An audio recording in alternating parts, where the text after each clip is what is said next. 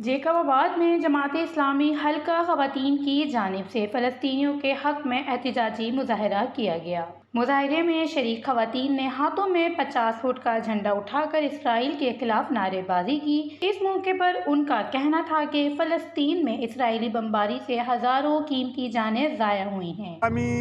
Jacob آباد حلقہ خواتین کی جانب سے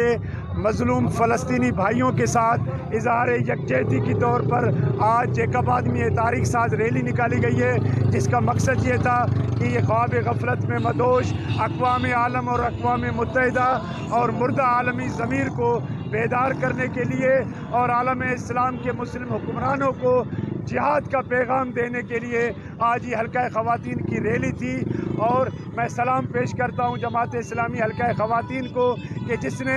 اپنا فلسطینی بھائیوں کے لیے بہت بڑی تعداد میں آج یہاں پر فلسطین فنڈ بھی اکٹھا کیا ہے۔ ہمارا آج کا اس ریلی کا مقصد جو ہے وہ یہی تھا کہ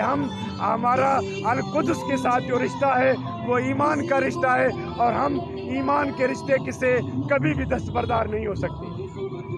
روز اول سے ہی اپنے موقف میں واضح ہے کہ فلسطین کے پائیدار امن کا یہی ہے کہ اسے ایک بحال یعنی آزاد ریاست کے طور پہ تسلیم کیا جائے۔ آج ہم عالمی برادری سے اور امت مسلمہ سے یہ مطالبہ کرتے ہیں اس صورتحال میں کہ اقوام متحدہ اپنا بھرپور کردار ادا کرے کہ اسرائیل میں جو عرصہ دراز نے وہاں پہ ظلم و ستم ڈھائے ہیں تو اس میں منصفانہ کردار ادا کرے اور فلسطین کی آزاد ریاست کو بحیثیت مختار تسلیم کیا جائے نا، کہ ہماری حکومت جو ہے فلسطینی بہن بھائیوں کی حمایت کرے، ان کے ساتھ اخلاقی طور پہ بھی سفارتی حمایت بھی کرے اور ان کی امداد کو یقینی بنائے، اعلان کرے ان کی امداد کرنے کے لیے نا۔ ہم دنیا کے جو منافقانہ روش ہے نا اس کے لیے ان کو اپیل کرتے ہیں کہ اسرائیل کے جبر و ستم کے لیے مؤثر اقدامات کو بنائے نا، کیونکہ فلسطین کا ایک ہی حل ہے، ایک ریاستی آزاد ریاستی فلسطینی حق، دو امن ریاستی جو ہے خطے میں امن کا پائیدار نہیں ہے نا۔